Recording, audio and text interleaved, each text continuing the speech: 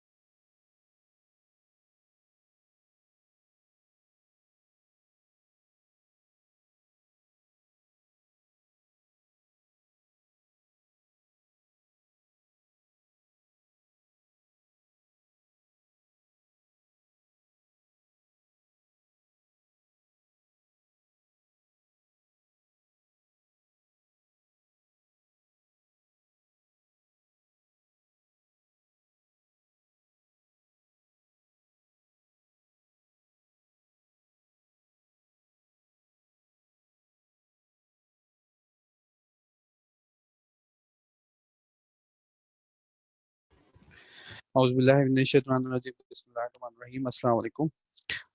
Hopefully आवाज़ और screen जो है सब स्टूडेंट्स को क्लियर होगी। तो कल का जो लेक्चर था उसमें मैंने आपको जो एक ओवरव्यू दिया था सिलेबस का, और बताया था कि बच्चों के हमारा सिलेबस क्या है, उसका लर्निंग ऑब्जेक्टिव क्या है, उसका आउटकम क्या है, और उसके बाद इन डेप्थ एनालिसिस किया था हमने सिलेबस का। तो उसके बाद मैंने आपको ये समझाया, ये बताया कि हम जो काम करने जा रहे हैं उसमें सोल प्रोप्राइटरशिप और पार्टनरशिप, ये दोनों स्ट्रक्चर हम डिस्कस नहीं करेंगे। जो ओनरशिप के लिहाज से स्ट्रक्चर हैं हमारे पास, उसमें सिर्फ और सिर्फ हमारा कंसर्न होगा कॉर्पोरेट कल्चर से, हमारा कंपनी से कंसर्न होगा। तो आज के जो टॉपिक हैं ये these are the very most important topic. आपने इनको सुनना है, अच्छी तरह समझना है, इनकी क्लैरिटी जो है वेरी मच इज इम्पोर्टेंट। तो आज जो है, आज के टॉपिक में हम ये देखेंगे कि क्यों एक कंपनी को बनाना ज़रूरी है, वर्ड प्रोमोटर क्या है, उसके बाद टाइप्स ऑफ कंपनीज क्या है, कंपनी की टाइप क्या है, कितनी अकसाम की कंपनी है। डेफिनेटली आपने पहले भी कंपनीज के बारे में पढ़ा होगा, लेकिन इंशाल्लाह आज की अंडरस्टैंडिंग वो सारे क्वेश्चन जो सारी आपके पास क्यूरीज हैं उनको ख़त्म कर देगी। तो स्टार्ट करते हैं। Obligation to register as company and role of promoter.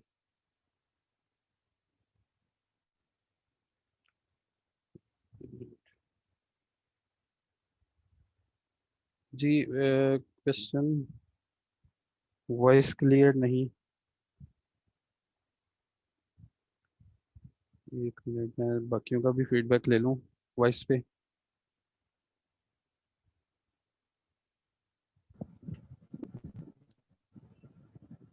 Sir voice clear है वॉइस मेरी?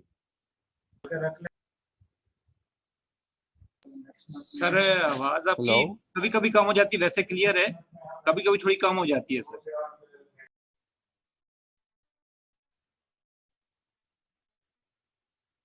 जी जी। हेलो।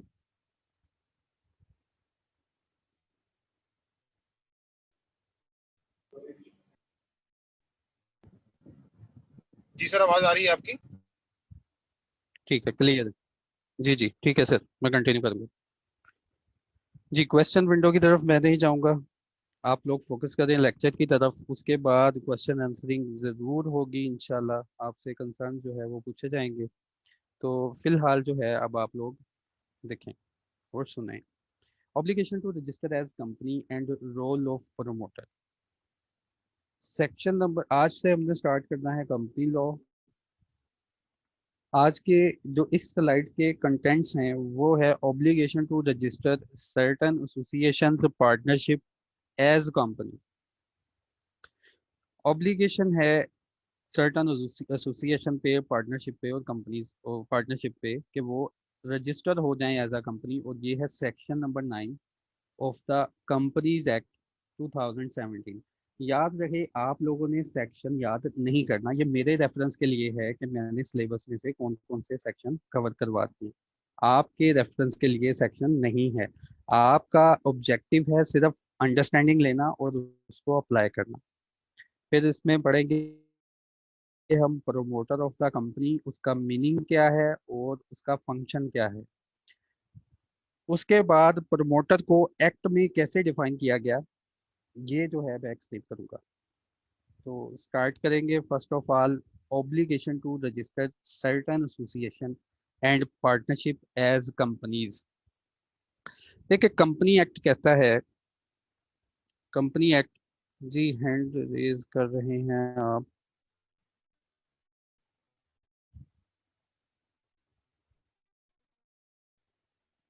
हैंड रेज कर रहे हैं, एक मिनट।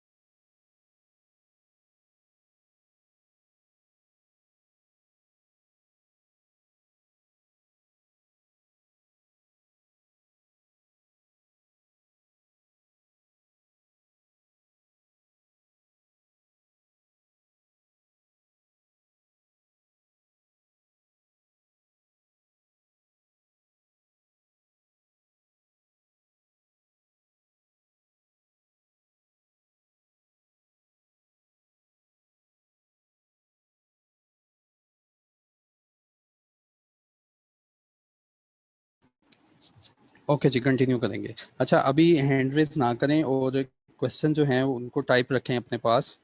तो इंशाल्लाह जो है वो सबके क्यूरीज जो हैं उनका जवाब जो है दिया जाएगा। Obligation to register as certain association partnership as company. देखिए, पाकिस्तान में जो कंपनीज एक्ट है, कंपनीज एक्ट है 2017, ये एक रिस्ट्रिक्शन लगाता है नंबर ऑफ ओनरशिप पे, ये रिस्ट्रिक्शन लगाता है। वो रिस्ट्रिक्शन कौन लगाता है? इसका सेक्शन नंबर 9 रिस्ट्रिक्शन इम्पोज करता है कि पाकिस्तान में कोई भी अगर आपने बिजनेस करना है, कोई पार्टनरशिप हो जाए या कोई एसोसिएशन हो जाए या कोई भी बिजनेस सेटअप हो जाए, वो बिजनेस सेटअप कभी भी उसमें ओनर्स की तादाद 20 से ज्यादा नहीं होगी। जो भी बिजनेस सेटअप आपने चलाना है, सेक्शन नंबर 9 जो है हमें गाइडलाइन प्रोवाइड करता है कि आप कभी भी पाकिस्तान में कोई भी ऐसी पार्टनरशिप, कोई भी एसोसिएशन, कोई भी कंपनी नहीं रन करेंगे जब तक आप रजिस्टर्ड ना हो जाएं। ठीक है, तो एक बात याद रखनी है कि थ्रेशोल्ड लिमिट जो है for any business ownership is 20%। ठीक है, 20% से बिलो नीचे आप विदाउट रजिस्ट्रेशन आप काम कर सकते हैं। Without any registration from companies act आप किसी भी सेटअप में काम कर सकते हैं, उसको ओन कर सकते हैं। तो देखें, इसको मैं पढ़ूंगा। An association, partnership or entity, कोई भी association, partnership or entity consisting of more than 20%, कोई भी एसोसिएशन, कोई भी पार्टनरशिप, कोई भी एसोसिएशन, कोई भी पार्टनरशिप, क्या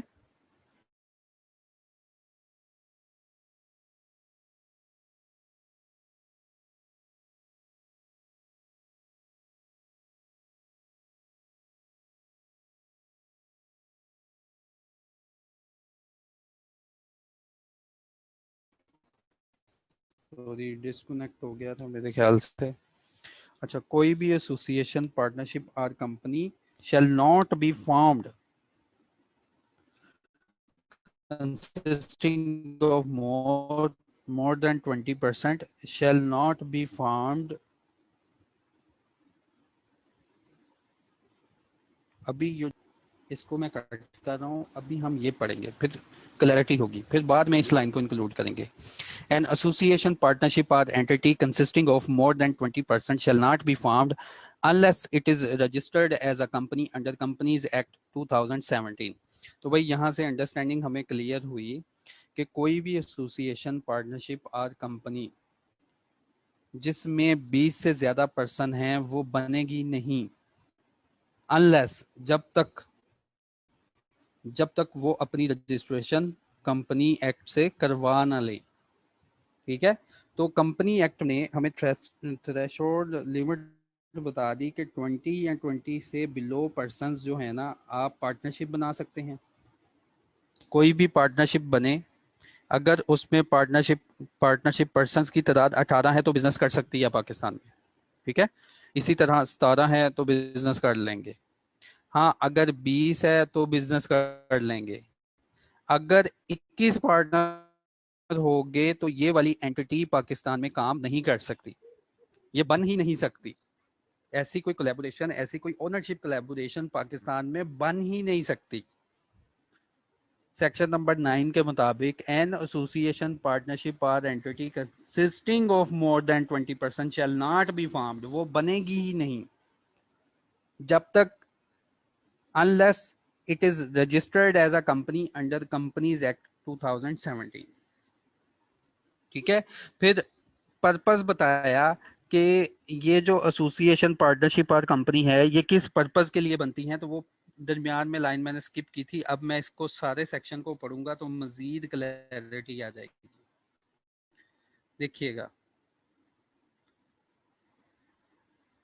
An association, partnership or entity consisting of more than 20% shall not be formed for the purpose of carrying on any business that has its object for the acquisition of gain unless it is registered as a company under the Companies Act 2017।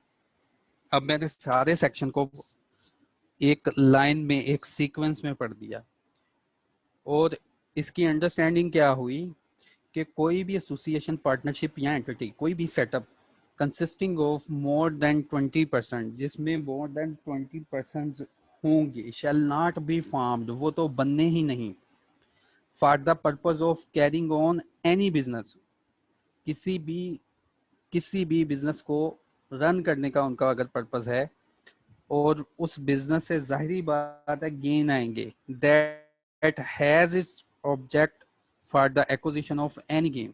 ठीक है, उसने restriction लगा the section number 9 ने कि कोई भी association, partnership, entity जिसमें भी इससे ज़्यादा पर्सन होंगे वो बननी ही नहीं, और जिसका पर्पस होता है कि बिजनेस चला लिया जाए और गेन अर्न कर लिया जाए, unless it is registered as a company under Companies Act 2017। तो यहाँ तक की ये अंडरस्टैंडिंग है कि कोई भी एसोसिएशन, पार्टनरशिप और कंपनी नहीं बननी जिसमें भी इससे ज़्यादा के पर्सन एसोसिएटेड हों, कंसर्न हों, ओनरशिप में हों, जब तक कि वो रजिस्टर्ड ना करवा लें अपने आप को एज आ कंपनी।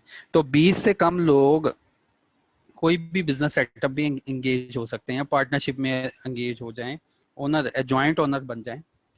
तो इसके बाद सेक्शन नंबर 9 ने पेनल्टी इम्पोज की कि अगर जो पर्सन हमें नजर आ गए, एससीसीपी ने पॉइंट आउट कर लिए, उनका पता चल गया, तो वो एक ऑफेंस कर रहे हैं under this section and shall be liable to a penalty not exceeding level 1। अच्छा, ये जो हमारा कंपनीज एक्ट 2017 है, इसमें पेनल्टीज के लेवल हैं, ये आप नोट कर लें।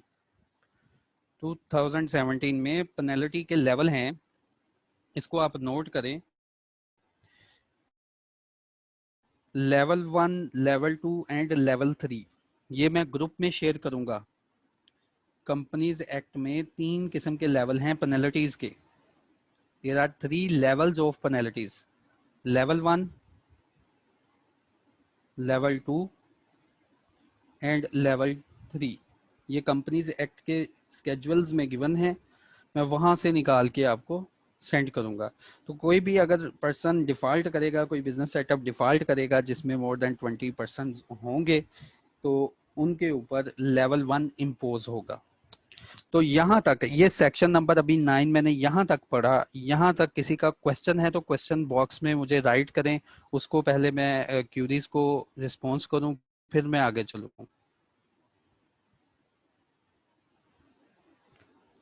जी, पेनल्टी मींस कि एससीसीपी उनके ऊपर फाइन लगाएगा।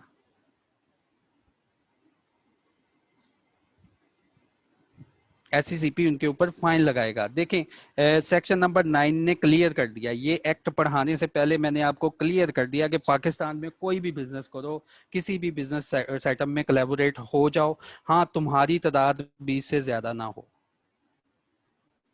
तुम्हारी तादाद 20 से ज्यादा ना हो। एसोसिएशन, कोई भी आपस में कोलैबोरेशन,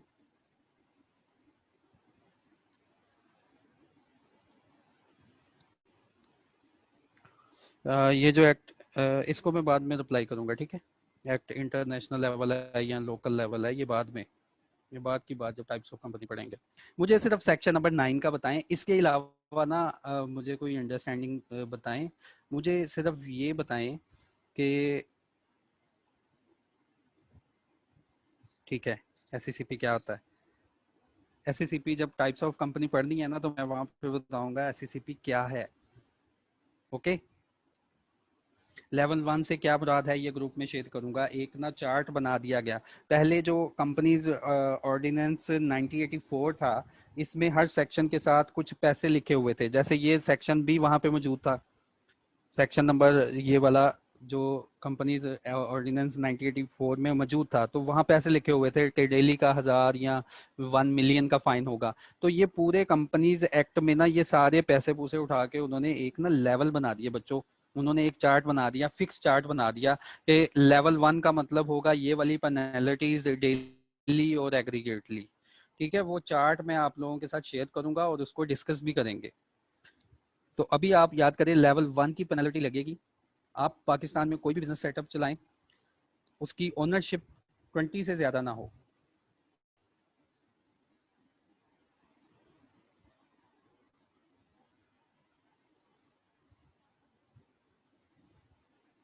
देखें, फिलहाल कंपनीज के अलावा देखें, अभी जो मैंने आपको पढ़ाया एक्ट स्टार्ट करने से पहले, उसका सेक्शन नंबर 9 पढ़ा दिया कि भाई कंपनी एक्ट ने अलाउ किया है कि तुम without any registration from SCCP कोई भी बिजनेस पाकिस्तान में रन करो।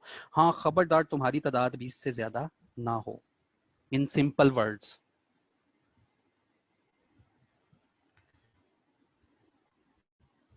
ठीक है, अगर ऐसा कोई सेटअप नजर आ गया, ऐसा कोई सेटअप आ गया, हाँ जी, कॉर्पोरेटिव सोसाइटी अभी मैं उनके बारे में बताऊंगा। अगर कोई ऐसा बिजनेस सेटअप नजर आ गया जो कि इस सेक्शन की वायलेशन करेगा, तो जितने भी पर्सन इन्वॉल्व होंगे वो पर्सनली लायबल होंगे लेवल 1 के ऊपर। ठीक है, अभी पेनल्टीज मैं डिस्कस नहीं कर रहा, लेवल 1।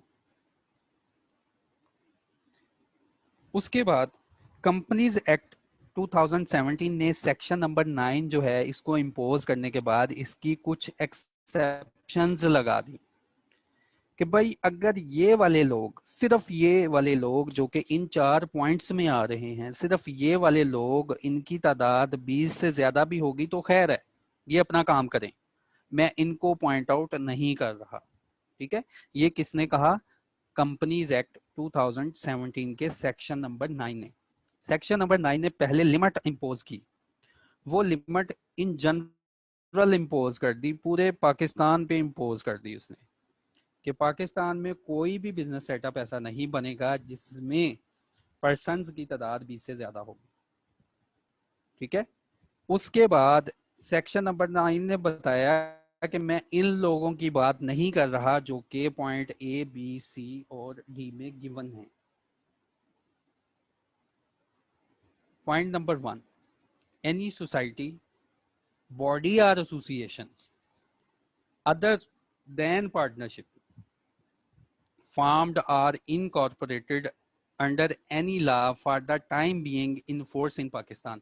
तो पहले पॉइंट का मतलब ये है कि कोई भी ऐसी एसोसिएशन, कोई भी ऐसी सोसाइटी, कोई भी ऐसी बॉडी कॉरपोरेट, कोई भी ऐसी एसोसिएशन बन जाए जो कि पाकिस्तान में किसी और लॉ के तहत बनी है, जैसे कोऑपरेटिव सोसाइटीज जो हैं वो कोऑपरेटिव सोसाइटी एक्ट से बनती हैं, तो उनकी रिक्वायरमेंट कुछ और है। तो कहता है जी ऐसी कोई एसोसिएशन, ऐसी कोई सोसाइटी, ऐसी कोई कोऑपरेटिव बॉडीज जो हैं, अगर इनमें मेंबरान की तादाद कम ज्यादा हो रही है तो मेरा उससे कोई ताल्लुक नहीं। ठीक है, this section shall not apply to any society, any body और एसोसिएशन।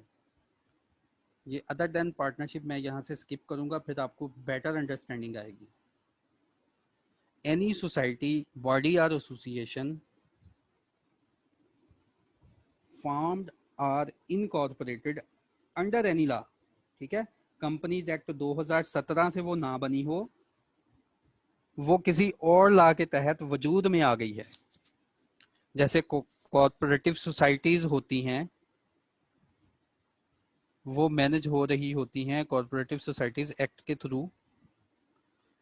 तो कहता है मैंने उनको रेफर नहीं किया, उनमें मेंबरान की तादाद जो भी है वो अगर रजिस्टर्ड हो जाते हैं अपने रेलेवेंट लॉ के थ्रू तो वो अपना काम करे। हाँ, ये पार्टनरशिप पे बात नहीं कर रहे, हालांकि पार्टनरशिप आप सब लोगों को पता है, पार्टनरशिप के लिए एक लॉ मौजूद है, पार्टनरशिप एक्ट 1932 का एक्ट है, तो पार्टनरशिप उसके जरिए वजूद में आती है। तो उसने स्पेसिफिकली यहाँ पे बता दिया कि पार्टनरशिप को तुमने इंक्लूड नहीं करना, पार्टनरशिप के लिए ये बात नहीं हो रही। कोई भी सोसाइटी, बॉडी या एसोसिएशन जो कि फार्म है, जो बन जाए पाकिस्तान में किसी और लॉ के तहत, ठीक है, तो कहता है उन लोगों के ऊपर मिनिमम मैक्सिमम नंबर की तादाद नहीं गिनी जाएगी। फिर second, joint family carries on joint family business in Pakistan. देखिए पाकिस्तान में अगर आपको पता हो तो ज्वाइंट फैमिलीज मौजूद हैं, जैसे हिंदू अनडिवाइडेड फैमिली का वर्ड आपने सुना होगा वहां पे इनकम टैक्स ऑर्डिनेंस में। पाकिस्तान में कुछ हिंदुओं की फैमिली मौजूद हैं, हिंदूज मौजूद हैं, कुछ जो है क्रिश्चियंस मौजूद हैं जो कि ज्वाइंट फैमिली सिस्टम में रहते हैं और ज्वाइंट फैमिली बिजनेस करते हैं, एक ही बिजनेस से कमाते हैं, एक ही बिजनेस से वो अपना गुजारा करते हैं। तो उन्होंने बताया कि आपका ये जॉइंट फैमिली जो सेटअप है इसमें मेंबर अगर 20 से ज़्यादा होंगे, इसके मेंबर्स 20 से ज़्यादा होंगे। जॉइंट फैमिली आप समझते हैं, पहले ग्रैंडफादर है, फिर फादर है, फिर उनके अंकल्स हैं, वो सभी लोग एक ही बिजनेस से कनेक्टेड है।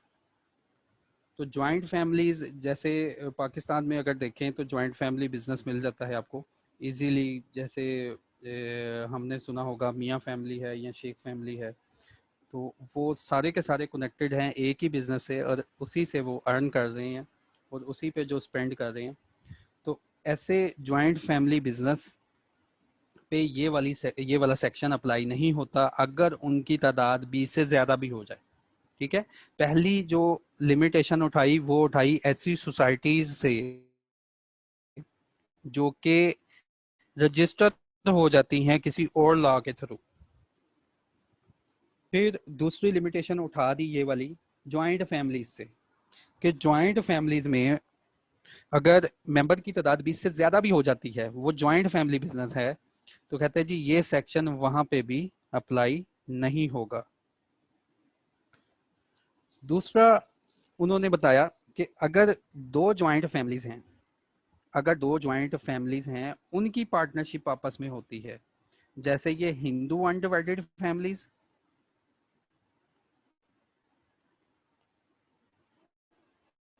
इसको HUF से रेफर करते हैं, हिंदू अनडिवाइडेड फैमिली, और ये let's suppose Christian undivided families. ये दो ज्वाइंट बिजनेस थे, इन्होंने आपस में कोलैबोरेशन की, इन्होंने आपस में पार्टनरशिप की। तो इन दैट केस इसने कहा कि नंबर ऑफ पार्टनर्स की तादाद इसमें 20 से ज़्यादा नहीं होनी चाहिए। हाँ, अगर इस पार्टनरशिप में कोई मेंबर माइनर है तो वो इस 20 की काउंटिंग में नहीं आएगा। A partnership of two or more joint families where the total number of members of such families does not exceed 20। और इसमें उसने कहा माइनर मेंबर्स जितने मर्जी हो जाएं उनको नहीं काउंट करना। A partnership of two or more joint families where the total number of members of such families excluding the minor members does not exceed 20। तो उसके बाद a partnership formed to carry on practice as lawyer, accountants, or any other profession where the practice as limited company is not permitted under the relevant laws or regulation for such practice। तीसरे पे कहता है कि वो बंदे भी registered नहीं होंगे जिनका अपना कोई लॉ मौजूद है और वो लॉ जो है इनको अलाउ नहीं करता कि आप लिमिटेड लाइबिलिटी कंपनी बना लें। जैसे आपने कभी नहीं सुना होगा कि इंजीनियर्स जो हैं या डॉक्टर्स जो हैं या लॉयर्स जो हैं, आपने कभी नहीं सुना होगा ABC लॉयर्स लिमिटेड। क्यों नहीं सुना? क्योंकि जो लॉयर्स का लॉ है या जो लॉयर्स को रेगुलेट कर रहे हैं उन्होंने लॉयर्स को मना कर दिया है कि भाई आपने कभी भी लिमिटेड लाइबिलिटी कंपनी नहीं बनानी। इसी तरह अकाउंटेंट्स, आप फर्म देखेंगे, जितनी भी आप फर्म्स देखेंगे, ACMA फर्म्स देख लें, कोई भी अकाउंटिंग फर्म देख लें, जो प्रैक्टिस परफॉर्म कर रहे हैं, टैक्सेशन की प्रैक्टिस, टैक्सेशन की सर्विसेज दे रहे हैं, ऑडिट की सर्विसेज दे रहे हैं, वो कभी भी अपनी फर्म के साथ ये नहीं लिखते लिमिटेड कंपनी। ठीक है, तो 4 बंदे उसने बता दिए कि इन 4 बंदों के ऊपर ये सेक्शन नहीं अप्लाई होगा। मैं रिपीट करूंगा इसको, मजीद इसको अब डिटेल में बताऊंगा, आपको क्लैरिफिकेशन हो जाएगी। This section shall not apply to corporate society. This section shall not apply to any society, body or association other than partnership formed or incorporated under any other law for the time being in force in Pakistan Our joint family business carrying on joint family business, joint family carrying on joint family business, are a partnership of two or more joint families where the total number of such families does not exceed 20, or a partnership formed to carry on practice as lawyer, accountants, or any other profession where the limited liability company is not permitted under the relevant law or the regulation for such practice. तो यहाँ तक exception में अगर किसी का कोई question है तो आप उसको मैं रिप्लाई करूंगा। एक्सेप्शन में अगर किसी को कोई कंफ्यूजन है वो ज़रा क्वेश्चन टाइप करे, उसको जल्दी से रिस्पॉन्स किया जाए।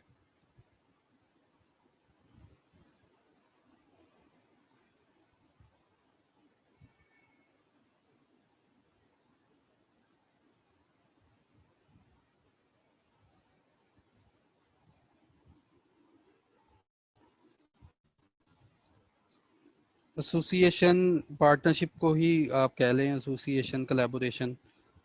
मिनिमम कितना, एक दफ़ा रिपीट कर दें। एक्सेप्शन नंबर सी एलेबोरेट कर दें। ए एंड सी दोबारा पढ़ा दूं, ठीक है, रिपीट कर दूं।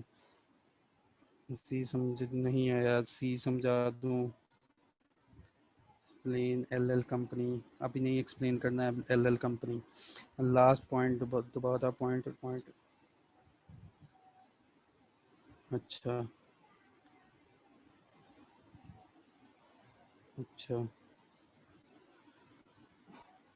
लास्ट पॉइंट, चलिए ये पॉइंट दोबारा मैं पढ़ाता हूँ सबको, ठीक है। देखिए सेक्शन नंबर 9 मैंने पढ़ाया आप लोगों को। सेक्शन नंबर 9 ने रिस्ट्रिक्शन इम्पोज की कि 20 से ज़्यादा लोग किसी भी बिजनेस स्टार्टअप में नहीं होंगे। फिर सेक्शन नंबर 9 ने पेनल्टी इम्पोज करने के बाद बताया, हाँ एक बात याद रखना, अगर ऐसा कोई बिजनेस सेटअप है मैंने इनकी बात नहीं की, वो बिजनेस सेटअप कौन सा, जैसे फाइनेंस सोसाइटीज होती हैं, कॉर्पोरेटिव सोसाइटीज होती हैं, इनके लिए अलहदा एक्ट मौजूद है, कॉर्पोरेटिव सोसाइटीज एक्ट 1925। तो ये इस एक्ट के थ्रू रन हो रही होती हैं। कॉर्पोरेटिव सोसाइटीज हो जाएं, फाइनेंस सोसाइटीज हो जाएं, का हिस्सा भी नहीं। तो फर्स्ट वन एक्सेप्शन उसने दी कि कोई भी ऐसी सोसाइटी जिसके लिए एक अलहदा से पाकिस्तान में लॉ मौजूद है और वो उस लॉ को फॉलो कर रही है, तो सेक्शन नंबर 9 ने कहा मुझे फॉलो करने की जरूरत नहीं। और फिर इस सेक्शन ने स्पेसिफिकली बता दिया कि भाई पार्टनरशिप की बात नहीं हो रही यहाँ पे, पार्टनरशिप वाले जो हैं उनके लिए भी लॉ मौजूद है लेकिन उनकी बात नहीं हो रही यहाँ पे। यानी कि पार्टनरशिप में 20 से ज्यादा बंदे आप रख ही नहीं सकते। एनी सोसाइटी, बॉडी और एसोसिएशन अदर देन पार्टनरशिप, कहता है पार्टनरशिप के अलावा बाकी सब की बात हो रही है, अगर उनके लिए पाकिस्तान में कोई लॉ मौजूद है और वो उनके तहत इनकॉर्पोरेटेड का मतलब होता है रजिस्टर हुई हैं, तो ऐसी सोसाइटीज के ऊपर सेक्शन नंबर 9 इम्पोज नहीं होगा। पॉइंट 1 क्लियर और not? Feedback please. Point 1 clear और नॉट?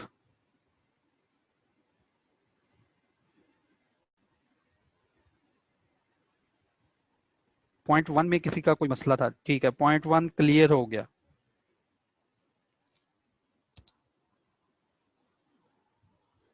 सेक्शन नंबर 9 ने कहा है कभी भी 20 से ज्यादा लोग पाकिस्तान में बिजनेस रन नहीं करेंगे। एक्सेप्शन में आके उसने कहा कि कोई भी अगर सोसाइटी है, बॉडी कॉर्पोरेट है या कोई भी ऐसी एसोसिएशन है, कोई भी कोलैबोरेशन है जिसके लिए अलहदा से लॉ मौजूद है, तो इसने कहा उसको फॉलो करो, मैं तुमको नहीं कुछ कह रहा।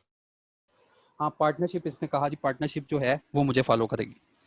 Point B, joint family. Joint family Pakistan में मौजूद है, ज्वाइंट फैमिली स्ट्रक्चर जो है पाकिस्तान में मौजूद है। ज्वाइंट फैमिली स्ट्रक्चर में ऐसा होता है कि इनकम जितनी भी होती है वो फॉर मंथ एंड या डे एंड जो ग्रैंड फादर या जो सरबरा होता है फैमिली का, उसको वो डिस्पोज ऑफ कर देते हैं, उसको हैंड ओवर कर देते हैं सारी की सारी इनकम। तो ये जॉइंट फैमिलीज जो है ये फिर इन्फ्लुएंस करती है कि आप हमें एज अ कंपनी लें, एज अ टैक्सेशन के लिए भी एज अ वन यूनिट लें। तो जॉइंट फैमिली को भी इस सेक्शन ने एक्सक्लूड कर दिया कि जॉइंट फैमिली में अगर जितने मर्जी मेंबर एक बिजनेस से कनेक्ट हो जाएं, तो इसने कहा जॉइंट फैमिलीज में भी सेक्शन नंबर 9 इम्पोज नहीं होगा। फिर पाकिस्तान में दो जॉइंट फैमिलीज हैं, पाकिस्तान में दो जॉइंट फैमिलीज हैं, जैसे एक रामू जॉइंट फैमिली है और एक जो है आप कह लें कि कोई कह लें कि जॉइंट फैमिली है, जैसे लेट्स सपोज कोई भी उसका नाम रख लें, हिंदुओं का नाम रख लें, कोई हिंदुओं की बिग जॉइंट फैमिलीज हैं पाकिस्तान में मौजूद हैं और वो बिजनेस कर रही हैं, लेकिन अब सोच रहे हैं कि वो दोनों जॉइंट फैमिलीज एक इकट्ठी पार्टनरशिप कर लें। तो ऊपर बताया कि एक जॉइंट फैमिली बिजनेस में कि जितनी मर्जी मेंबरान की तादाद हो जाए, उनकी अपनी ही जॉइंट फैमिली मेंबर्स की, तो वो एक्सक्लूडेड है इस सेक्शन से। हाँ, अगर दो जॉइंट फैमिलीज आ जाएं या दो से ज्यादा जॉइंट फैमिलीज आ जाएं, तीन जॉइंट फैमिलीज आ जाएं, तो जो पार्टनरशिप इनकी हुई है, एक्ट ने कहा है कि इनके ऊपर भी ये इम्प्लीमेंटेशन है कि ये 20 से ज्यादा बंदे, 20 से ज्यादा मेंबर्स इस पार्टनरशिप में नहीं होंगे। हाँ, माइनर मेंबर्स जितने मर्जी हों वो एक्सक्लूडेड हैं, उनको काउंट नहीं किया जाएगा। ये पॉइंट सी की अंडरस्टैंडिंग थी कि जहां पे पार्टनरशिप हो जाए two or more joint families की, तो ऐसी फैमिलीज के नंबर जो हैं 20 से ज्यादा ना हो। ये सेक्शन ने कहा मैं उन पे अप्लाई नहीं होता। हाँ, याद रखना तुम्हारे जो मेजर मेंबर्स हैं ना, उनकी तादाद 20 से ज्यादा ना हो। माइनर मेंबर्स जितने मर्जी हो जाए उनको काउंट नहीं करना।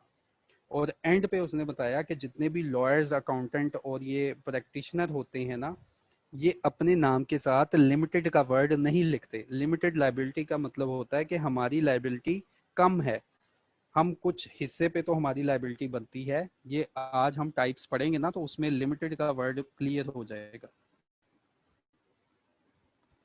तो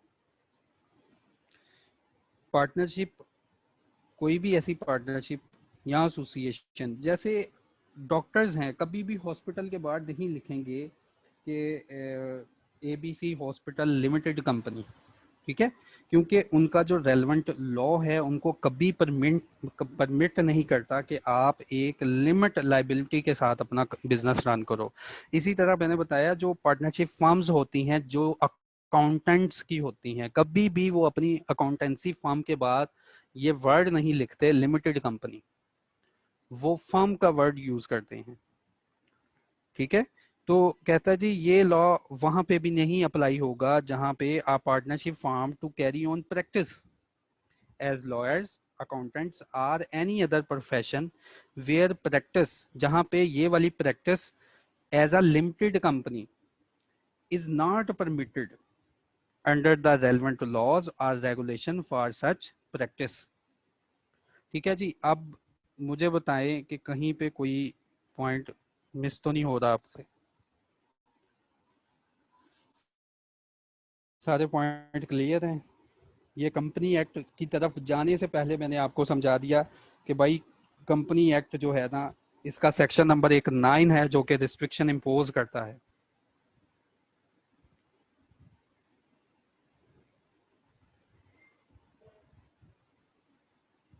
जी, किसी का कोई क्वेश्चन हो यहाँ तक, सेक्शन नंबर 9 तक, फिर हम आगे चलेंगे।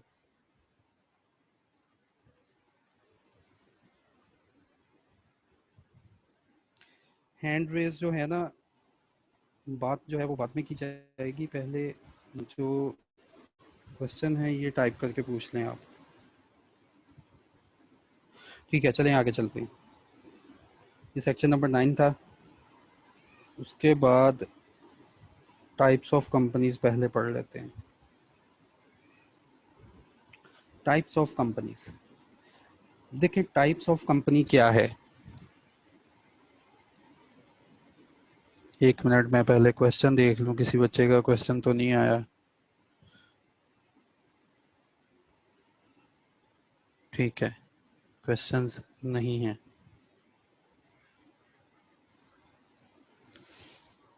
Types of companies, types of company की तरफ जाने से पहले मेरे पास माशाल्लाह तादाद है 1 to 8। ठीक है, एक छोटी सी एग्जांपल सुन लो, फिर हम ये टाइप्स ऑफ कंपनी की तरफ जाएंगे। आप लोग मेरे पास हो 1 to 8।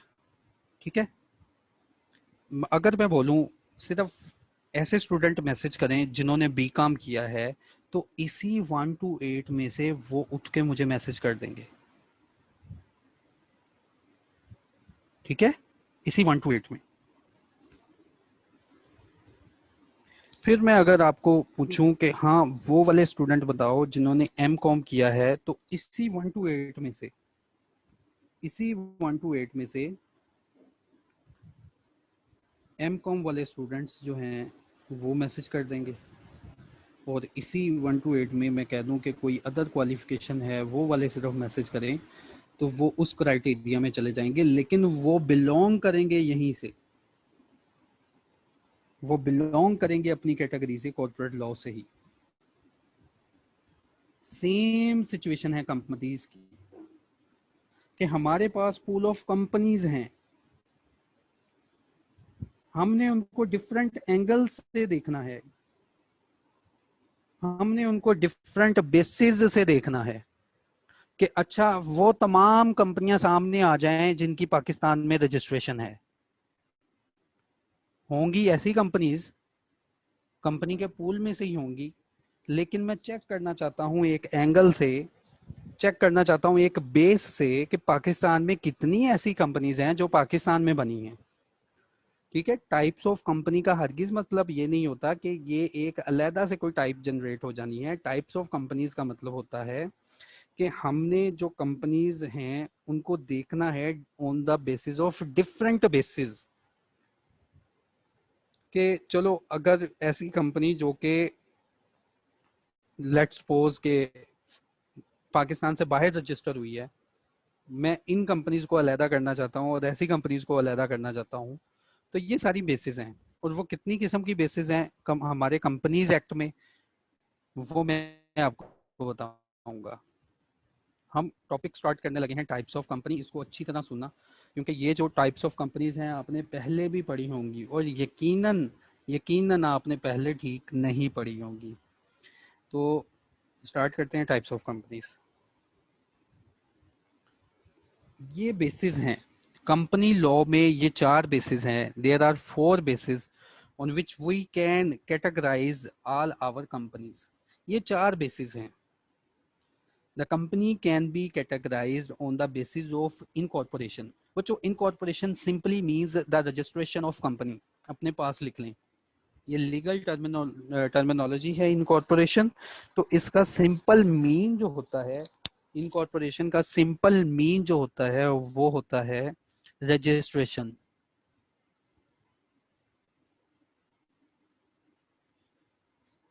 इसका अगर आपने स्क्रीनशॉट बनाना है टेबल का वो भी बना लें, नहीं तो इसको सुन लें अच्छी तरह, क्योंकि ये स्लाइड तो आपको मिल ही जानी है। तो simply means registration. On the basis of registration, we can categorize the companies as Royal Chartered Company, Statutory Company, Registered Company and foreign company. अगर मैं रजिस्ट्रेशन की बेस पे सारी कंपनीज को तकसीम करना चाहूँ ना, तो मैं इनको 4 हिस्सों में डिवाइड कर सकता हूँ जितनी भी कंपनीज हैं। On the basis of members liability, ये वर्ड है लाइबिलिटी, लेकिन इसके साथ लिख लेना on the basis of members liability, company के जो ओनर्स हैं उनकी लाइबिलिटी की बुनियाद पर। On the basis of members liability there are 3 types of companies: company limited by share, company limited by guarantee, unlimited company. On the basis of control, अभी मैं सिर्फ आपको ना ओवरव्यू बताऊंगा, हम इसको डिटेल में पढ़ने लगे हैं। अभी मैं आपको बेसिस का जो है ना, इसकी जो बेस चलती है उसका ओवरव्यू बता रहा हूँ कि हम आगे क्या पढ़ेंगे। On the basis of control, on the basis of ownership control, the company can be categorized as a holding company, subsidiary company, public sector company. And on the basis of transferability of shares, कि अगर एक company को किसी इस angle से देखना है कि उसके मेंबर्स शेयर ट्रांसफर कर सकते हैं या नहीं कर सकते, तो company can be a private company, company can be a public company, public can be a single member company. So these are four bases on which we can categorize our group of companies. तो यहाँ तक किसी का कोई question है तो वो पूछो, फिर मैं इनको एक्सप्लेन करूँ। क्वेश्चन पूछें जल्दी से।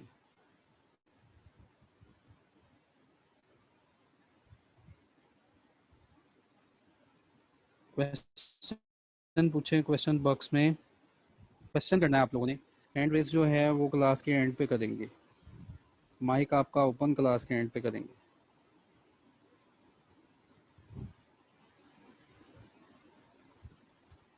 कोई क्वेश्चन है यहाँ तक किसी का? फिर इसको मैं एक्सप्लेन करूँ। कोई नहीं आया, चलें इसको एक्सप्लेन करते हैं। Company can be categorised on the basis of incorporation.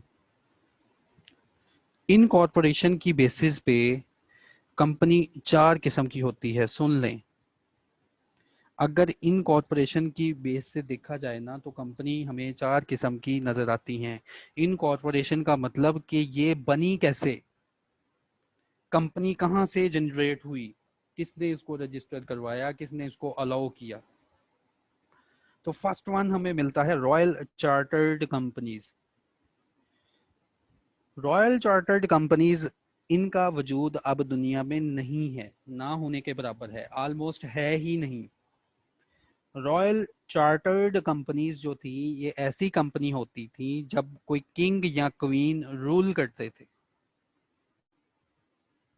King और क्वीन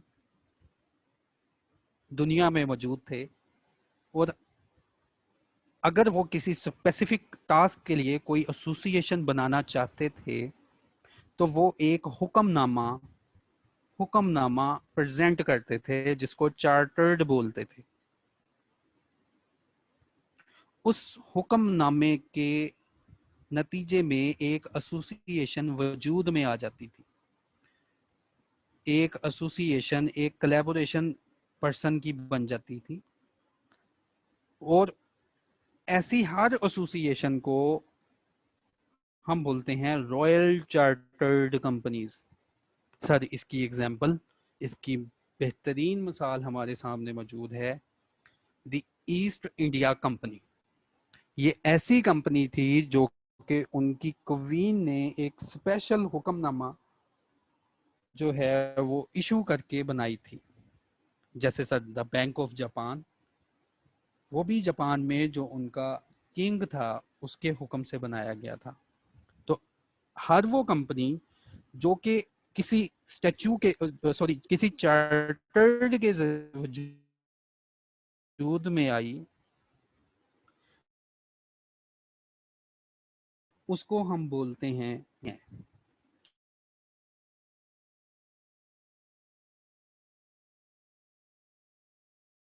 इसलिए हम कंपनीज एक्ट 2017 में इनको नहीं डिफाइन किया गया। तो on the basis of incorporation, मेरा पर्पस था आपके सामने क्लियर हो जाए कि रॉयल चार्टर्ड कंपनी क्या है। रजिस्टर्ड कंपनी, सबसे पहले रजिस्टर्ड कंपनी को मैं एक्सप्लेन करूंगा। रजिस्टर्ड कंपनी, हर वो कंपनी, रजिस्टर्ड कंपनी हर वो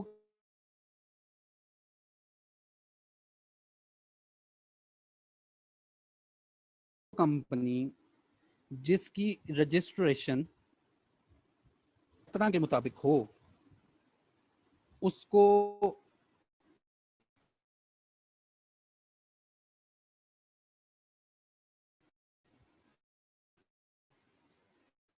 एक्ट 2017 हो जाए या कोई पाकिस्तान में पहले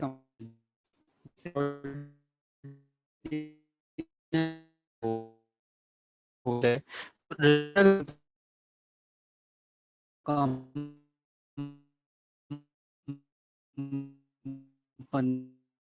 कंपनीज के रजिस्टर करवा ले, रजिस्टर्ड कंपनी। हर वो कंपनी जो कि पाकिस्तान में किसी कंपनी लॉ 1984 मौजूद था उसके तहत कंपनी की रजिस्ट्रेशन हुई, वो भी रजिस्टर्ड कंपनी। कंपनी एक्ट 2017 में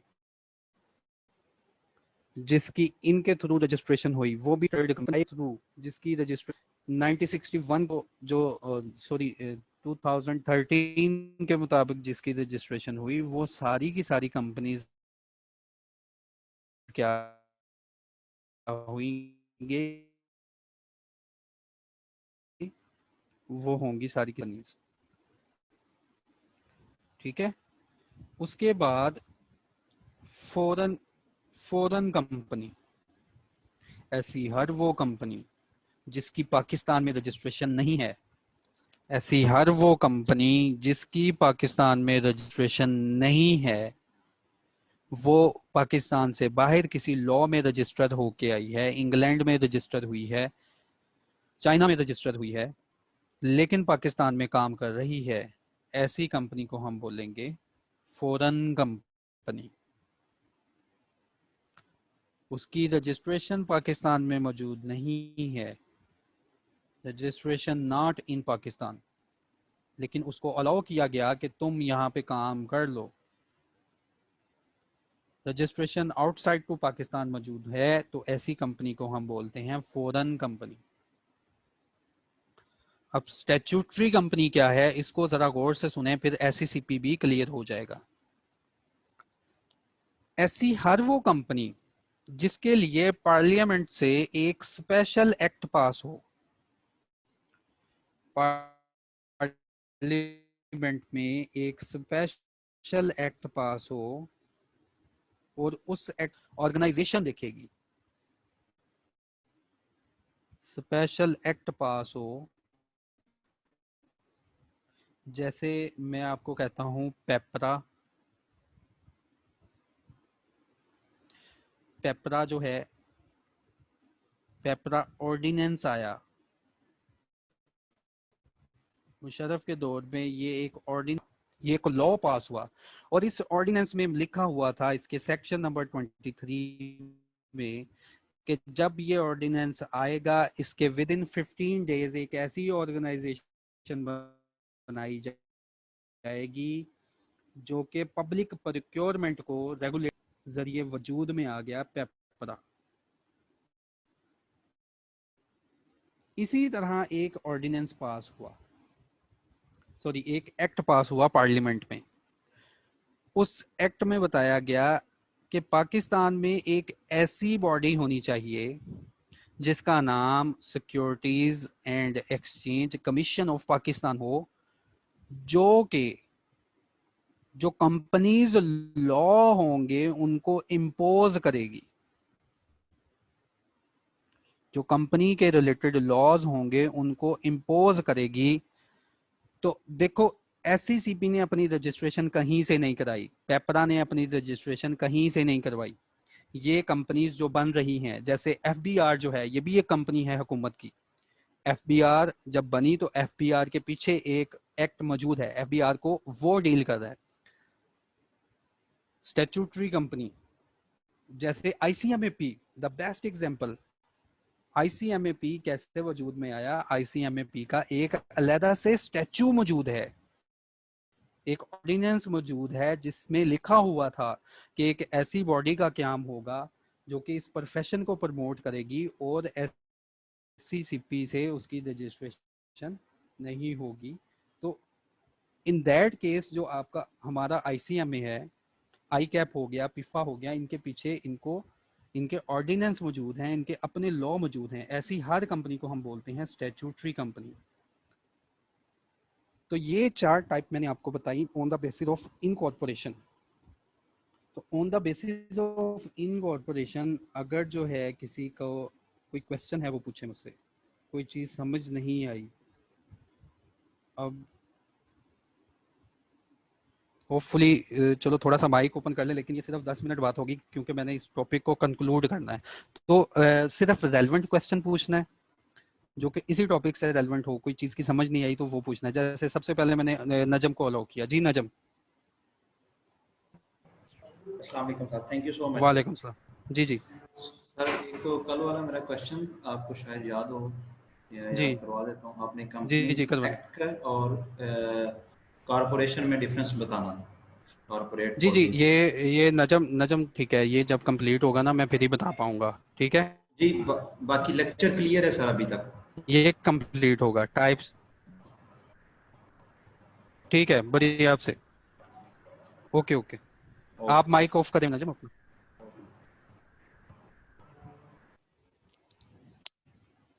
अस्सलाम वालेकुम। वालेकुम अस्सलाम। जी सर, मुझे एक दफ़ा आप ये फॉरेन कंपनी रिपीट कर देंगे प्लीज़। ठीक है, मैं फॉरेन कंपनी को रिपीट करूंगा। आगे राना मोहसिन, हरी अप, ताकि हम कंक्लूजन की तरफ जाएं। और कल वाला क्वेश्चन भी पेंडिंग है, उसका जवाब भी मैंने देना है। राना मोहसिन जल्दी से, इसी से रिलेटेड पूछना है यार। हेलो राना मोहसिन, नहीं तो फयाज। फयाज जल्दी।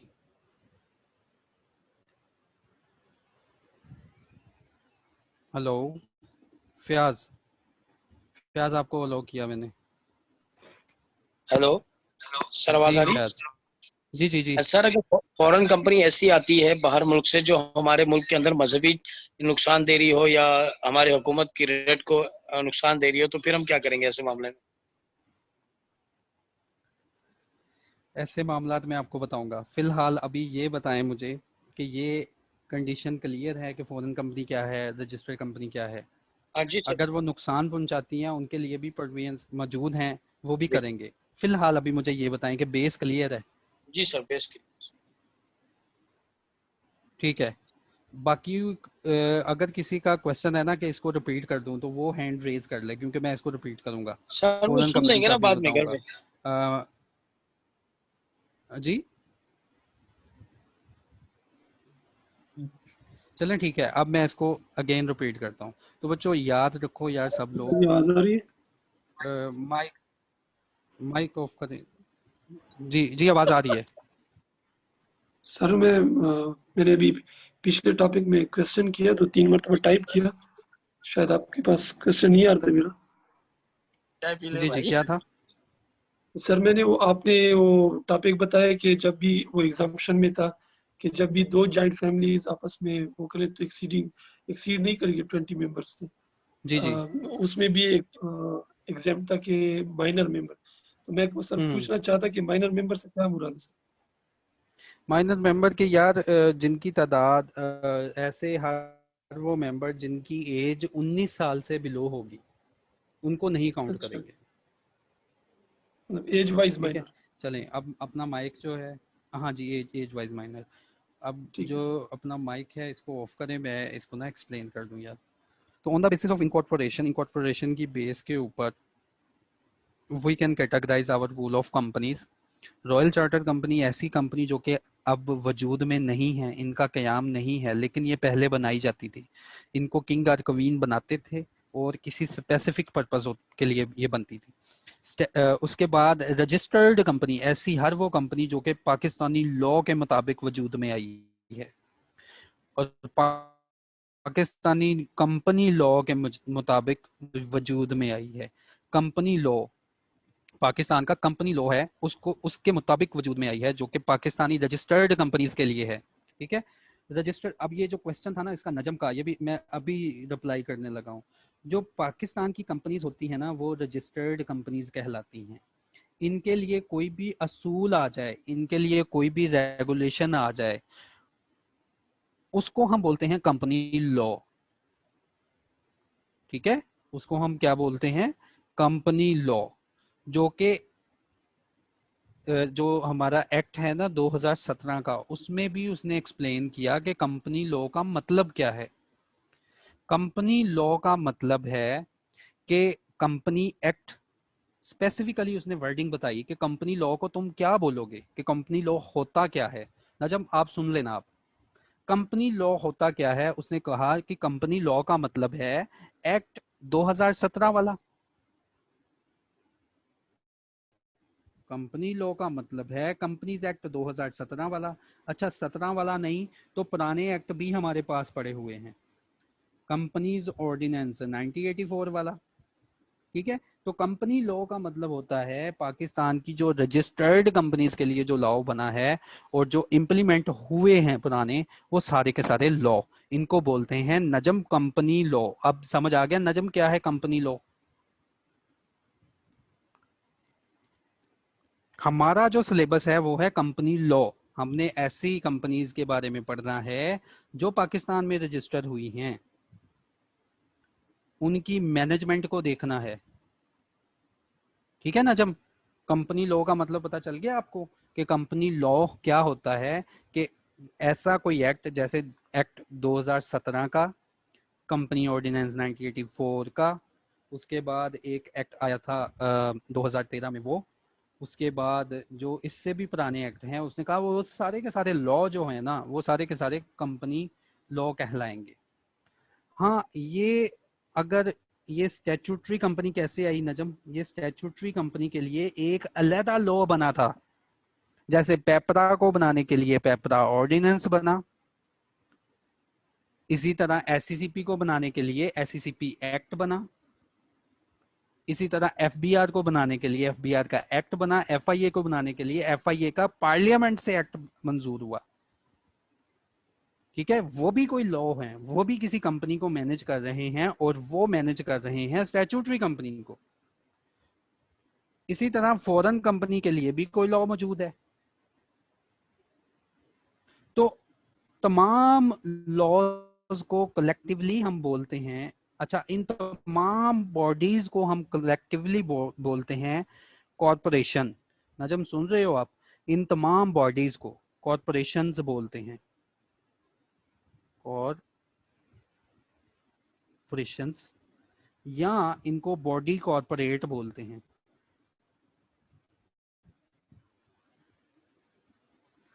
अगर मैं वर्ड यूज करूंगा ना बॉडी कॉरपोरेट, तो इसका मतलब होगा सारी की सारी कंपनीज, वो पाकिस्तान में रजिस्टर है या पाकिस्तान से बाहर रजिस्टर है। फॉरेन कंपनी है, उसकी रजिस्ट्रेशन पाकिस्तान में है ही नहीं, लेकिन पाकिस्तान में बिजनेस उसको अलाउ करना, उसको बिजनेस जो है उस करने के लिए अलाउ कर दिया गया। वो स्टैट्यूटरी कंपनी है, यानी कि उसके लिए उसका अपना एक्ट मौजूद है, वो किसी को जवाबदेह नहीं है, वो सिर्फ अपने एक्ट के मुताबिक बनी है, अपने आप को खुद ही मैनेज कर रही है, इसकी अपनी एक मैनेजमेंट है। अगर बॉडी कॉर्पोरेट का वर्ड बोलूंगा ना, तो इसमें ये सारी कंपनीज मेरे सामने आ जाएंगी। ठीक है, तो इनके तमाम, इन बॉडी कॉर्पोरेट के तमाम लॉज को बोला जाता है दी कॉर्पोरेट लॉ। कॉर्पोरेट लॉ क्या होता है? उसमें आपका कंपनीज एक्ट 2017 भी आ जाएगा, उसमें एससीसीपी का एक्ट भी आ जाएगा, उसमें पेपरा ऑर्डिनेंस भी आ जाएगा, उसमें मुदारबा एक्ट भी आ जाएगा, उसमें सिक्योरिटीज एंड एक्सचेंज कमीशन ये हो गया, उसमें स्टॉक एक्सचेंज का एक्ट भी आ जाएगा। ठीक है, उसमें मनी लॉन्ड्रिंग एक्ट भी आ जाएगा। तो कॉर्पोरेट लॉ का मतलब होता है हर वो लॉ जो कि किसी बॉडी से रिलेट है। कंपनी लॉ का सिर्फ और सिर्फ ये मतलब है कि ऐसा लॉ जो कि इम्प्लीमेंट होना है सिर्फ और सिर्फ रजिस्टर्ड कंपनी के ऊपर। अब मैं नजम का माइक ओपन करूंगा। नजम किधर हैं आप? हैंड रेज करें। होपफुली अंडरस्टैंडिंग क्लियर हो गई। अब आपका कल वाला क्वेश्चन यहीं पे क्लियर हो गया। तो मैंने ये आपको पढ़ाया कि कंपनी जो है ये on the basis of incorporation कितनी किस्म की होती हैं। अब देखते हैं लॉ क्या कहता है, लॉ में इनको कैसे डिफाइन किया गया है, ये देखना है हमने जी। ये देखें, first of all registered company, registered company का क्या मतलब है? Registered company means formed and registered under companies act 2017 और द कंपनी लॉ। समझ आ गया word company law? Company law से मुराद क्या है? रजिस्टर्ड कंपनी, उसने कहा हर वो कंपनी जो कि अपनी रजिस्ट्रेशन करवाए पाकिस्तान में कंपनी एक्ट के थ्रू, जो कि एग्जिस्टिंग है 2017, या उसकी रजिस्ट्रेशन हो कंपनी लॉ। तो कंपनी लॉ का मतलब क्या है? कहता है जी कंपनी लॉ का मतलब ये है कि पुराने जो एक्ट हैं वो भी इसमें शामिल हैं, जो आपका कंपनीज ऑर्डिनेंस 1984 है वो भी इसमें शामिल है, एंड द कंपनीज ऑर्डिनेंस, जो भी कंपनी के ऑर्डिनेंस या एक्ट हैं वो सारे के सारे कंपनी लॉ में आते हैं। Clear? Registered company, registered company को आप ऐसे डिफाइन करेंगे। इसके बाद foreign company means any company our body incorporated outside Pakistan. कहता कोई भी किसी भी किस्म की कंपनी हो जाए, लेकिन हाँ याद रखना उसकी रजिस्ट्रेशन पाकिस्तान में ना हो, वो पाकिस्तान में बिल्कुल ही रजिस्टर्ड ना हुई हो, और जब उससे उसकी रजिस्ट्रेशन पूछी जाए तो वो अपने मुल्क की रजिस्ट्रेशन बताए कि मेरी रजिस्ट्रेशन फलां मुल्क में फलां कंट्री में मौजूद है। अच्छा, ऐसी फॉरेन कंपनी जिसकी रजिस्ट्रेशन पाकिस्तान में ना हो और वो ये दो काम करे, has a place of business और लाइसेंस ऑफिस इन पाकिस्तान, उसका पाकिस्तान में कोई प्लेस ऑफ बिजनेस हो या कोई डीलिंग ऑफिस हो जिससे वो गाइड कर रहे हैं लोगों को इन पाकिस्तान, वेदर बाय इटसेल्फ, वो खुद करें ये बिजनेस या कोई एजेंट रखें, वो फिजिकली करें या इलेक्ट्रॉनिकली करें,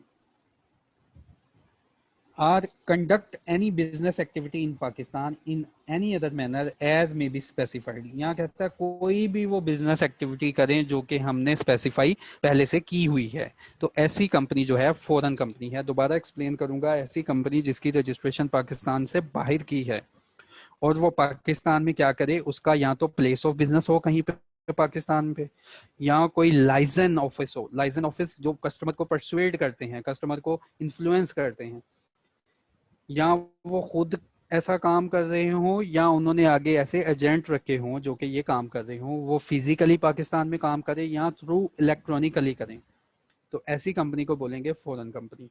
or conduct any business activity in Pakistan, या कोई भी किसी भी किस्म की, कहता है जी कोई भी बिजनेस एक्टिविटी कर लें, तो ऐसी सेल परचेज कर लें, होल सेल कर लें, कुछ भी कर लें, कोई भी बिजनेस एक्टिविटी में इन्वॉल्व हो जाएं, तो कहता है ऐसी कंपनी को हम बोलेंगे फॉरेन कंपनी। याद रहे दो बातें उसने बताई हैं कि इनकॉर्पोरेशन रजिस्ट्रेशन पाकिस्तान से बाहर की हो और वो पाकिस्तान में कोई प्लेस ऑफ बिजनेस हो, लाइसेंस ऑफिस हो, या कोई भी बिजनेस एक्टिविटी करें, ऐसी कंपनी को बोलते हैं स्टैट्यूटरी फॉरेन कंपनी।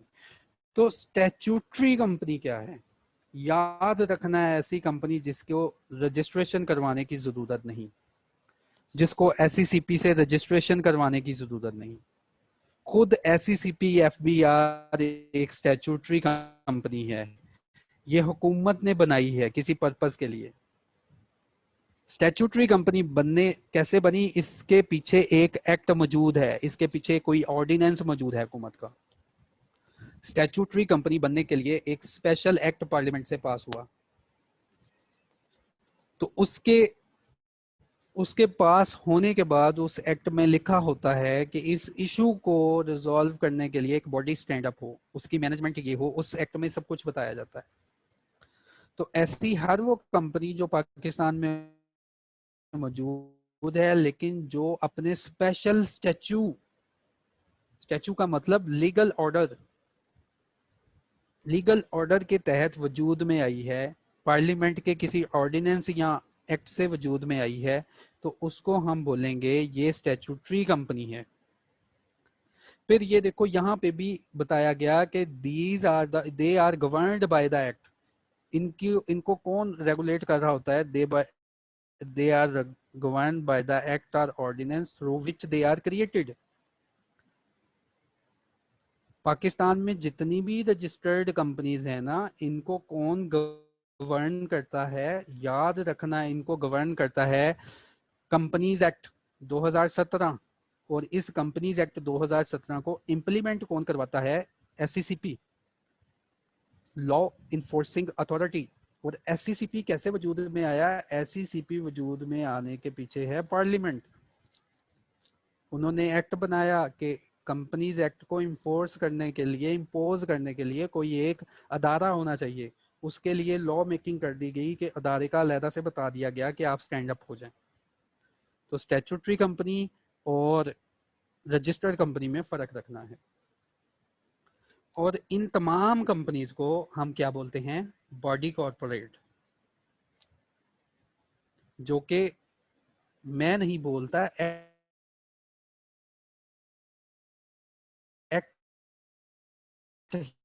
ही बताता है। बॉडी कॉर्पोरेट की यहाँ डेफिनेशन होगी, मैं ज़रा उसको पहले एलेबोरेट कर दूं। ये कंपनी एक्ट ने डेफिनेशन बताई है, मैंने अपनी तरफ से नहीं बताई। कंपनी एक्ट में है कि बॉडी कॉर्पोरेट क्या होता है। बॉडी कॉर्पोरेट और कॉर्पोरेशन इंक्लूड्स, शामिल है।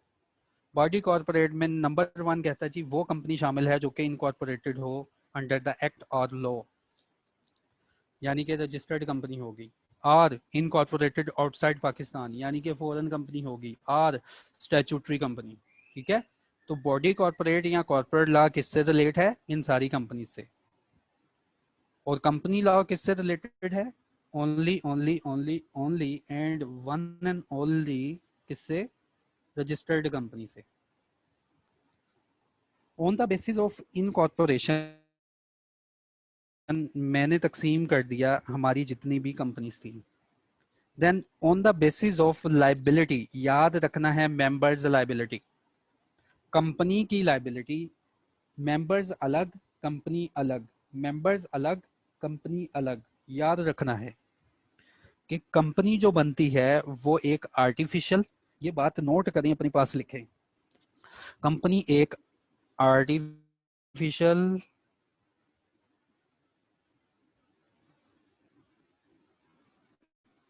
लीगल पर्सन है, यानी इसके तमाम राइट्स पर्सन वाले हैं। ये किसी पे केस कर भी सकती है, इस पे केस हो भी सकता है। जैसे एक पर्सन डीलिंग करता है, कॉन्ट्रैक्ट में इंटर होता है, वैसे ही ये इंटर हो सकती है, लेकिन ये आर्टिफिशियल है। इसके मेंबर्स जो हैं वो अलग हैं।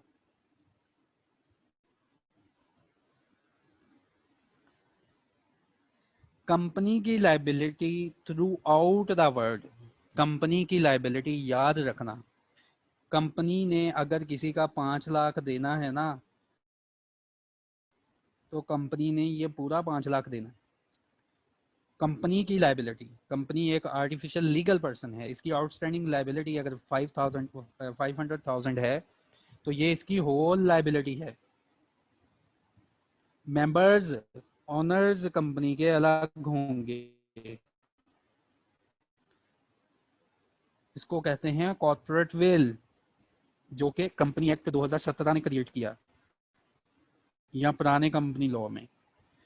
अब हम कंपनीज को बच्चों पढ़ने लगे हैं मेंबर्स की लाइबिलिटी के बेस के ऊपर। पहले हमने कंपनीज को देखा कि इनकी रजिस्ट्रेशन से ज़्यादा देखो इनको ये कितनी किस्म की हैं। अब इनके जो ओनरशिप में हैं, अब जो इनकी ओनरशिप में हैं, जो इनके मेंबर्स हैं, उनकी लाइबिलिटी की बुनियाद पर ये कंपनी कितनी किस्म की है। मेंबर्स की लाइबिलिटी की बुनियाद पर कंपनी को 3 हिस्सों में डिवाइड किया जा सकता है। Company limited by shares, company limited by guarantee, unlimited company. ये सारी की सारी कंपनीज जो कि मैंने पीछे भी डेफिनेशन आपको ये पढ़ाई और ये वाली डेफिनेशन भी पढ़ा रहा हूँ, ये सारी की सारी डेफिनेशंस सेक्शन नंबर 2 में मौजूद हैं ऑफ द कंपनीज एक्ट। मैं आपको वहां से ये सारी चीजें करवा रहा हूँ, ठीक है। तो company limited by share, company limited by guarantee. तो सबसे पहले मैं एक्सप्लेन करूंगा company limited by guarantee. Company limited by guarantee, 2 word लिखें अपने पास, एक memorandum of association and article of association. Memorandum of association, article of association, 2 word लिख लें अपने पास। मेमोरेंडम ऑफ एसोसिएशन का मतलब ये दोनों एक लीगल डॉक्यूमेंट हैं। कोई भी कंपनी होगी, दुनिया के किसी भी कोने में होगी, उसके ये 2 डॉक्यूमेंट बाय लॉ होते हैं। मेमोरेंडम ऑफ एसोसिएशन क्या है, ये अभी के लिए, फिलहाल अभी के लिए आप सोच लें कि यार ये कोई रजिस्ट्रेशन के लिए ना एक लाजमी डॉक्यूमेंट है। अभी के लिए आप सोच लें, शायद आपने पहले भी पढ़ा हो, लेकिन हम वो पहले वाली अंडरस्टैंडिंग नहीं यूज़ करेंगे। हमारी जो अंडरस्टैंडिंग होगी कंपनीज एक्ट के थ्रू ही होगी। मेमोरेंडम ऑफ एसोसिएशन का फॉर्मेट कंपनी एक्ट ने गिवन किया हुआ है। अभी के लिए, सिर्फ और सिर्फ अभी के लिए सोच लें कि मेमोरेंडम ऑफ एसोसिएशन एक लीगल डॉक्यूमेंट है फॉर कंपनी के लिए, और आर्टिकल ऑफ एसोसिएशन भी एक लीगल डॉक्यूमेंट है कंपनी के लिए।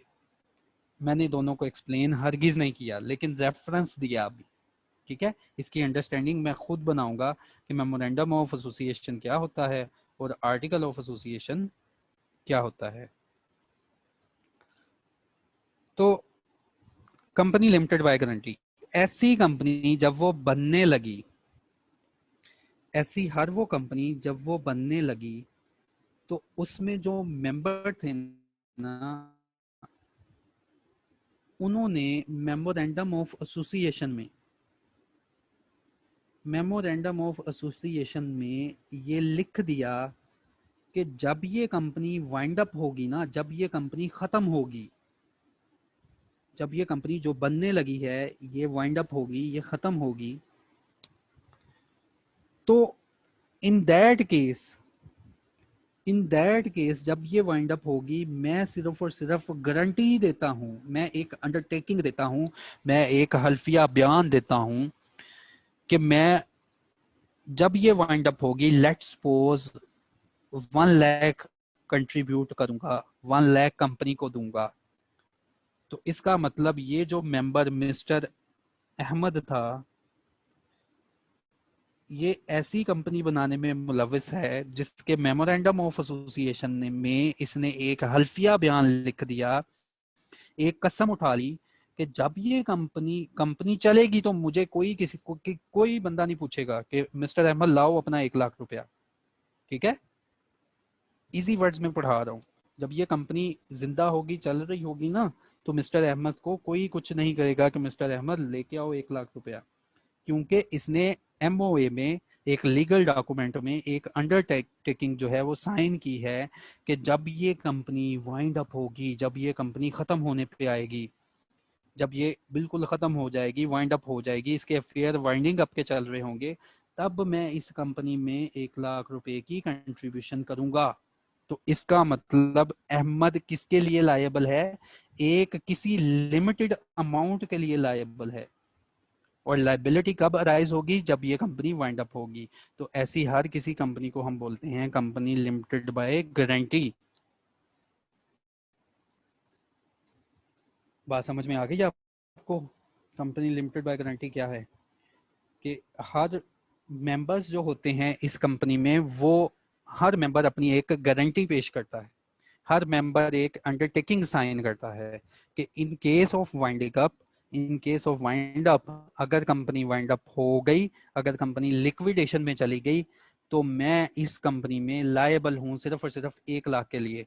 इन दैट केस अहमद से सिर्फ 1 लाख ही रिकवर किया जाएगा, ठीक है। अप टू 1 लाख जो है वो इससे अहमद से रिकवर कर सकते हैं। तो इसका मतलब ये एक ऐसी कंपनी है जिसमें मिस्टर अहमद एक ऑनर है, एक मेंबर है, लेकिन इसकी लायबिलिटी लिमिट है, इसलिए इसको बोल दिया गया लिमिटेड बाय गारंटी। और ऐसी कंपनीज जो होती हैं ये अपने नाम के साथ ये वर्ड लिखती हैं, ये देखो, ये नजर आ रहा होगा, ठीक है, the Chenab club guarantee limited.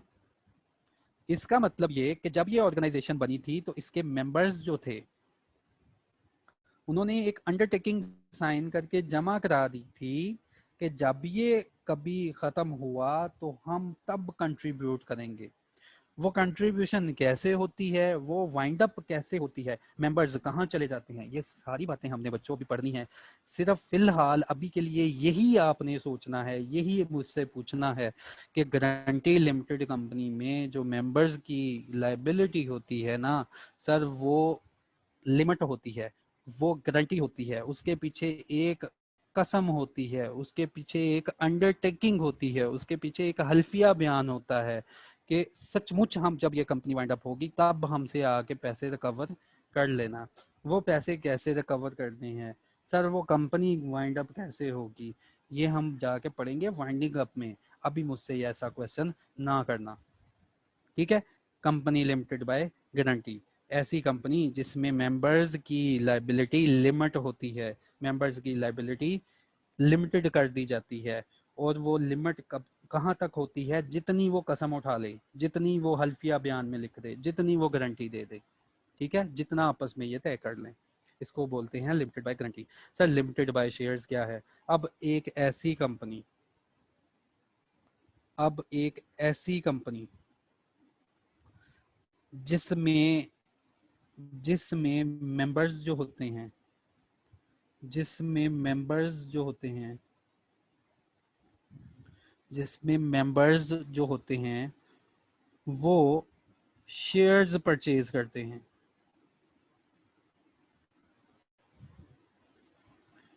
और शेयर, एक शेयर की वैल्यू है 1000। मिस्टर अली ने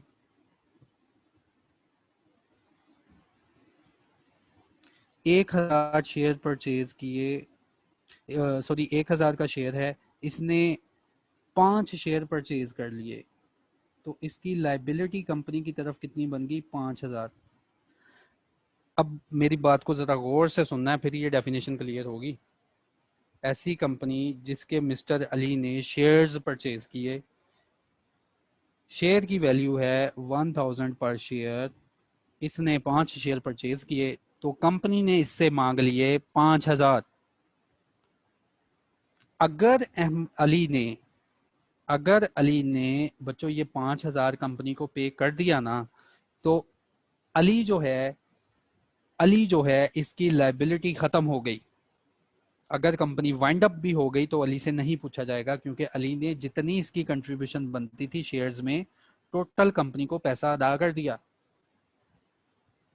समझ आई बात? पहली बात मैंने की कि शेयर परचेज किए अली ने, 1000 का एक शेयर है, 5 शेयर परचेज कर लिए, कंपनी ने इससे 5000 मांगा, इसने फौरन से 5000 पे कर दिया।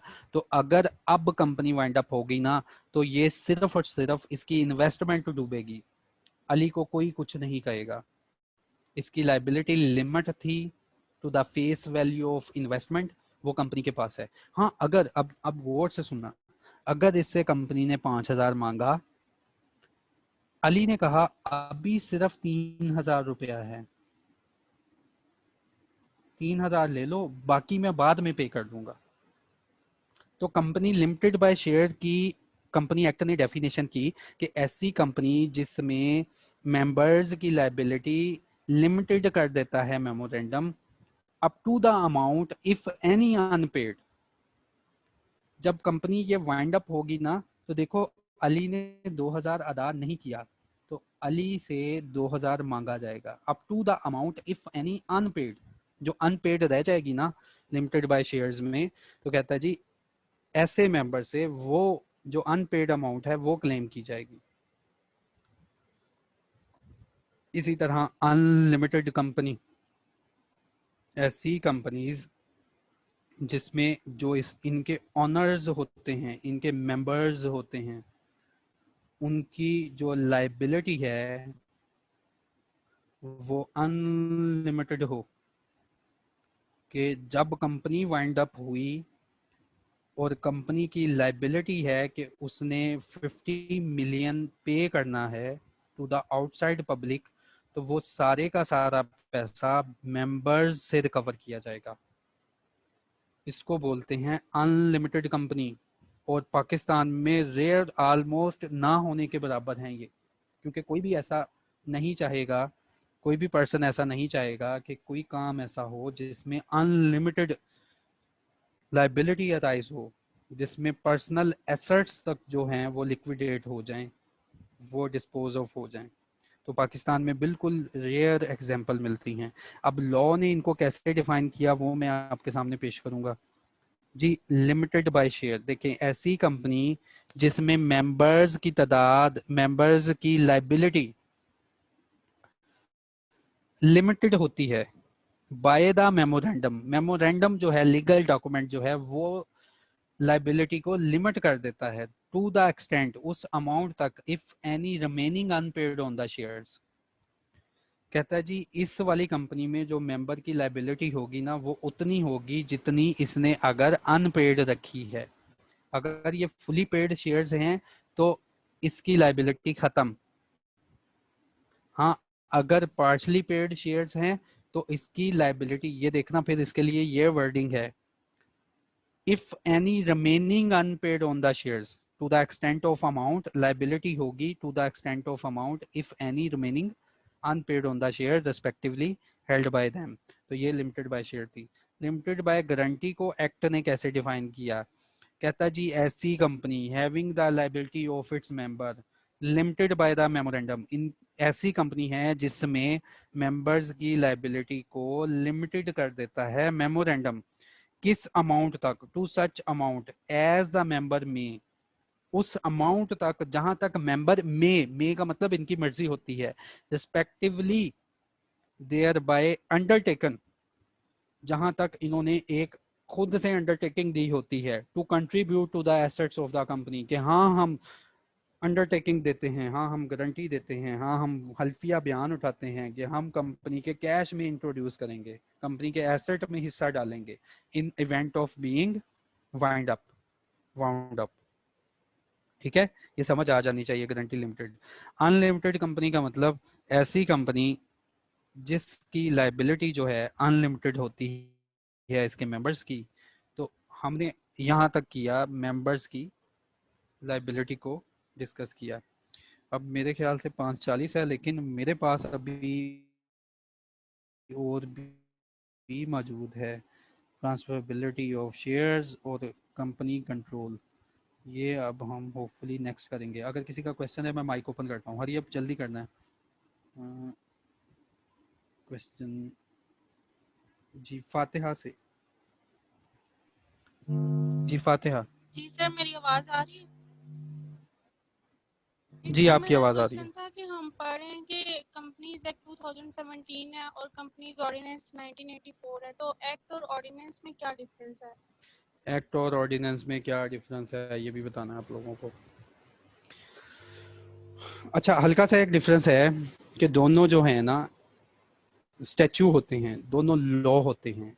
एक्ट जो है एक प्रॉपर लेजिस्लेशन के थ्रू आता है जिसको पार्लियामेंट के दोनों हाउसेस जो हैं वहाँ से अप्रूव होता है, फिर प्रेसिडेंट है वो भी अप्रूव करता है। लेकिन जब ऑर्डिनेंस जो है ये उस वक्त अप्रूव होता है, ये एक ऐसा लॉ होता है जो इम्प्लीमेंट होता है, जो जिसको पास करता है प्रेसिडेंट। ये उस वक्त होता है जब पार्लियामेंट अपनी जो है रेगुलर सेशन में ना हो, लेकिन ऐसे ऑर्डिनेंस को प्रेजेंट करना पड़ता है कुछ डेज के अंदर पार्लियामेंट के सामने। तो ये दोनों कानून साजी के तरीकाकार हैं। ठीक है, मतलब ऑर्डिनेंस जो है वो डायरेक्टली प्रेसिडेंट पास करेगा और जो एक्ट है वो प्रॉपर जो है लेजिस्लेशन के थ्रू पास होगा हाँ जी, पार्लियामेंट से। हाँ जी ऐसे ही है। ठीक है, थैंक यू।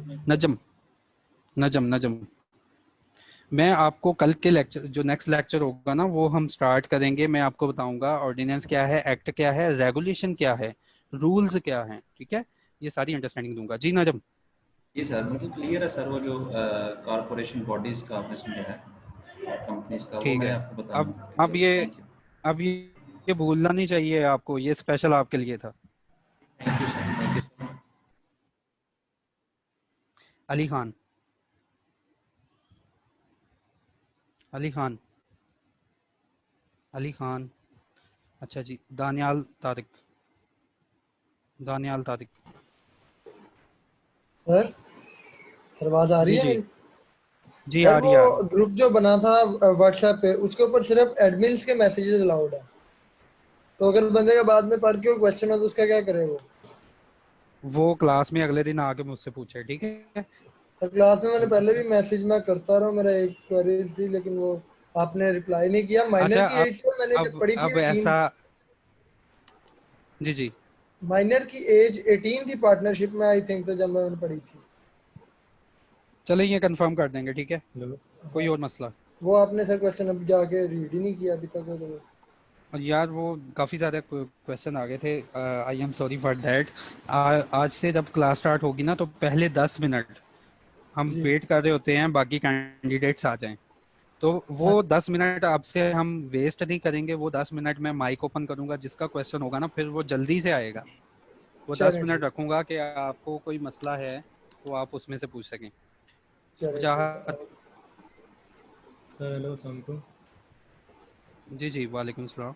सर मेरे दो क्वेश्चन हैं। एक तो ये फॉरेन कंपनी जो है ये पाकिस्तान में रजिस्टर्ड नहीं होती, तो जी पाकिस्तान में बिजनेस करने के लिए इसको किसी पाकिस्तानी रजिस्टर्ड कंपनी के साथ पार्टनरशिप करनी पड़ेगी या ये वैसे ही बिजनेस नहीं कर नहीं लेगी? नहीं नहीं नहीं, जब फॉरेन कंपनी के ऑपरेशंस पड़ेंगे ना वहाँ मैं आपको बताऊंगा कि जब ये पाकिस्तान में अपना ऑपरेशन स्टार्ट करती है तो विद इन 30 डेज इसको क्या क्या करना पड़ता है, ठीक है, सर इसको एक कुछ रिपोर्टिंग जो रिक्वायरमेंट है। जी सर एक और क्वेश्चन ये है कि अनलिमिटेड कंपनी जो है, तो इसमें जो अगर जी कंपनी को जी कोई लॉस होता है तो ये कंपनी के मेंबर से ही लॉस को रिकवर करेगी?